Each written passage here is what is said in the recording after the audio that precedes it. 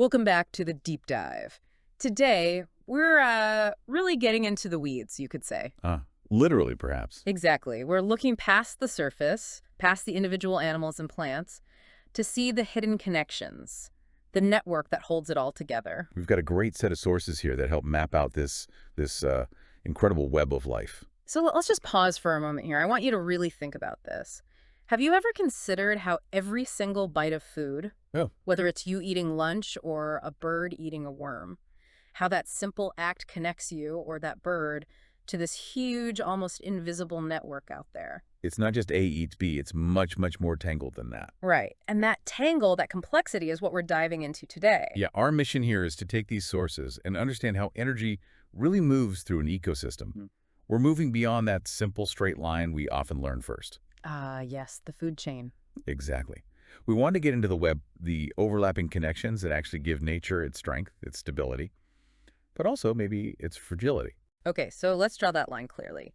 Food chain versus food web. They sound similar, but they're really worlds apart in terms of what they show us. Totally different pictures. Let's dig in. All right, so the food chain.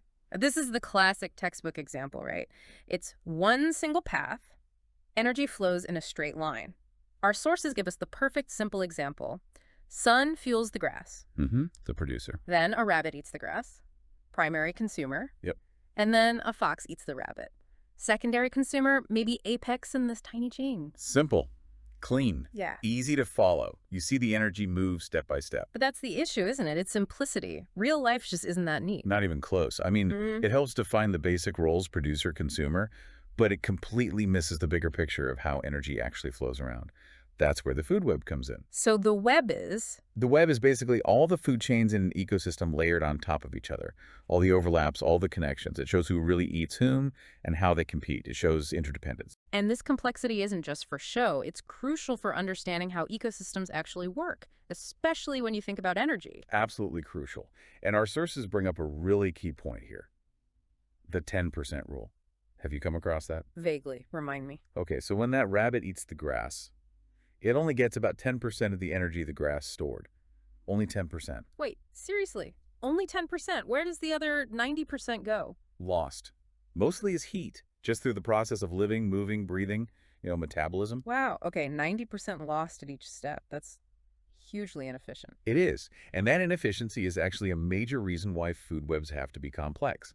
Nature can't afford long, simple chains with that much energy loss at every link. So if energy transfer is so bad, it sounds like everything should be constantly on the verge of collapse. If the rabbit doesn't get enough grass or the fox doesn't get enough rabbits. It is delicate in a way, but the web structure itself is the solution to that energy problem. It builds in options, redundancy, which leads us right into why this complexity really matters. Okay, lay it out for us. Why webs, not chains? Well, there are two big reasons, building on that energy idea. First, because energy is precious. Most animals can't afford to be picky eaters. They eat multiple things, they're opportunistic, or omnivores. They don't put all their eggs in one basket food-wise. Exactly. And second, just like animals eat multiple things, they are also eaten by multiple things. One species often plays different roles in different chains, all at the same time.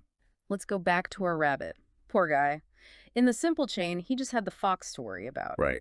But in a real web, as the sources show, that rabbit eating grass isn't just potential food for the fox, it's also on the menu for an owl. Yep, swooping down. Or a hawk, maybe a coyote, even a snake sometimes. Suddenly, the rabbit's world is a lot more complicated and dangerous. Yeah. Sounds stressful for the rabbit.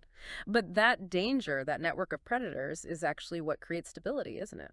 Precisely. That diversity of predators is key. If, say, the fox population has a bad year, the owls and hawks can still keep the rabbit population in check. Or they might shift their focus slightly. There are options. Buffers. It's redundancy built into the system. That's the core of the web structure. Redundancy and overlap.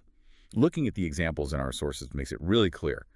Grass feeds the rabbit, which feeds the fox. Yep. Okay, one chain. Got it. But the grass also feeds, say, deer, and the deer might be eaten by a cougar. Different chain, starting from the same place. Okay. And maybe the grass also supports insects. Yeah. And the insects were eaten by birds, and those birds are eaten by an eagle. See how it branches out immediately. Yeah, it fans out really quickly from that one producer, the grass. And what's really important here is that the web doesn't just show who eats who, It shows competition.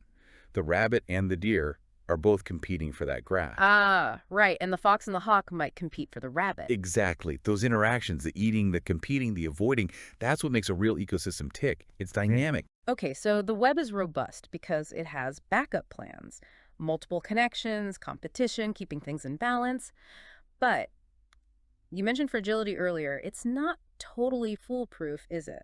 Definitely not. So what happens if a really important piece of that web, maybe one with lots of connections, suddenly disappears?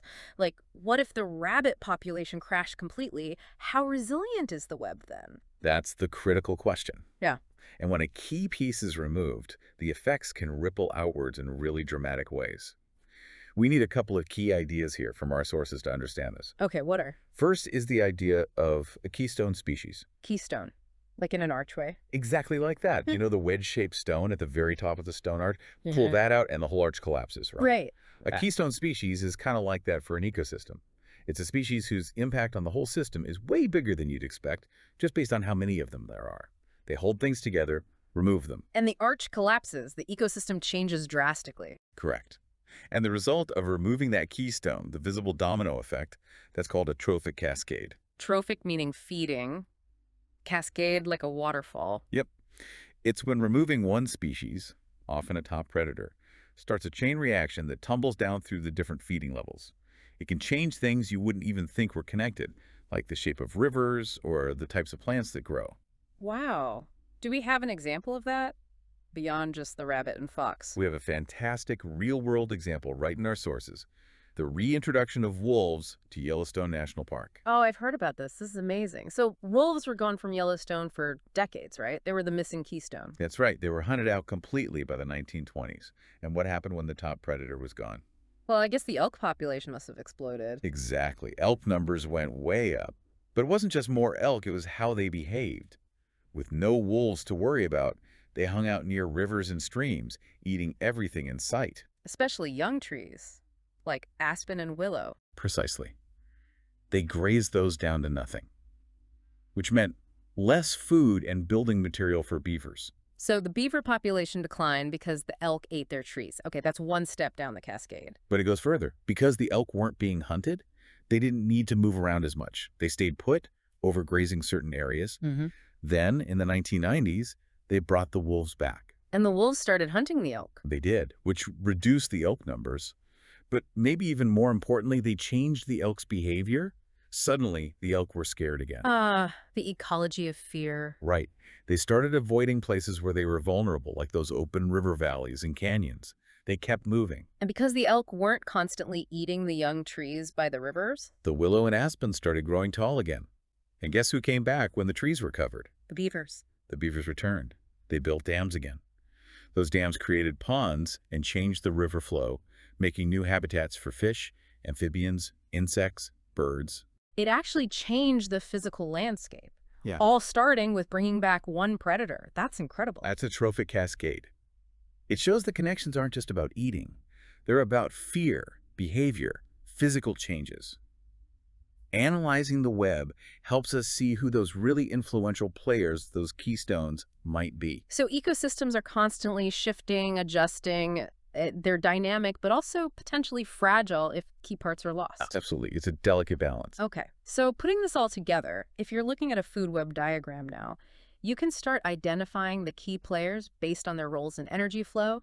You've got the producers, the plants making energy, the primary consumers, the herbivores eating the plants, secondary consumers eating the herbivores, maybe tertiary consumers eating them, all the way up to the apex predators at the top. The ones nobody eats, usually. And crucially, let's not forget the decomposers, the recyclers. Absolutely essential. Fungi, bacteria, worms, breaking everything down. But just knowing the roles isn't the full picture for this deep dive. Our sources actually give us rules for drawing a good food web. And these rules aren't arbitrary. They reflect what makes a web stable in reality. That's right. They force you to include the elements that provide resilience and keep the system going. Let's quickly break down the three main rules mentioned. Okay, rule 1. Your web must include at least one omnivore. Why an omnivore? Like a bear or a person? Exactly. Because omnivores eat both plants and animals, they can switch food sources. If the berries run out, the bear can focus on fish. If the fish run out, maybe grubs and roots, they bridge different chains and add flexibility. If one food source crashes, they don't necessarily crash too, nor do the things that might eat them. Got it. So the omnivore is like built-in insurance for the web. Okay, rule 2. You need at least one decomposer. We mentioned them, but this rule forces you to put them in your diagram. And why is that structurally so important? Because without decomposers, nutrients get locked up. When that wolf or rabbit or tree dies, all the nitrogen, carbon, phosphorus that made it up would just sit there. Decomposers break down that dead stuff and return the raw materials to the soil. So the producers, the plants, can use them again to grow. It closes the loop. Precisely. No decomposers, no nutrient cycling. The whole system grinds to a halt eventually. They are fundamental. Okay, super important. And the third rule? Your web must show at least 2 different predators eating the same prey. Like the fox and the hawk, both eating the rabbit. This goes back to that redundancy idea. Exactly. It builds in that backup. If the fox population declines, the hawk is still there to help regulate the rabbit population, and vice versa. It prevents one failure from immediately causing a prey population to explode or a higher predator to starve. It spreads the risk. Makes total sense. So if you follow those rules when you sketch out a food web, you're basically building a mini ecosystem that has the potential to be stable because it includes flexibility, recycling, and redundancy. You got it. And then the real test of understanding is to ask that question again. Okay, now what happens if I pull one piece out of my web? Say, I remove the omnivore. What are the ripple effects? You can trace them now. Yeah, you can really see how interconnected everything becomes. So this has been quite the dive into complexity.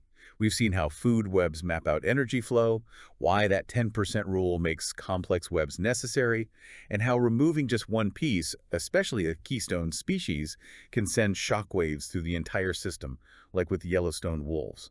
We started by asking how every single bite connects us, and I think we have a much clearer picture now of just how intricate and how vital that natural network really is. Definitely. So, to wrap up, here's something to mull over, connecting what we've learned to the bigger picture. We understand now, at least a bit better, how these natural webs are built for stability, with all their overlaps and dependencies. So the final thought is this. What does it really mean when we humans, as major players, often apex predators and definitely opportunistic feeders, start disrupting these webs? Not just through natural events, but through huge sustained pressures like fishing down entire species, large-scale deforestation, or the massive shifts brought by climate change. How do our actions fundamentally alter these intricate, essential webs that life depends on? That's the next layer to explore.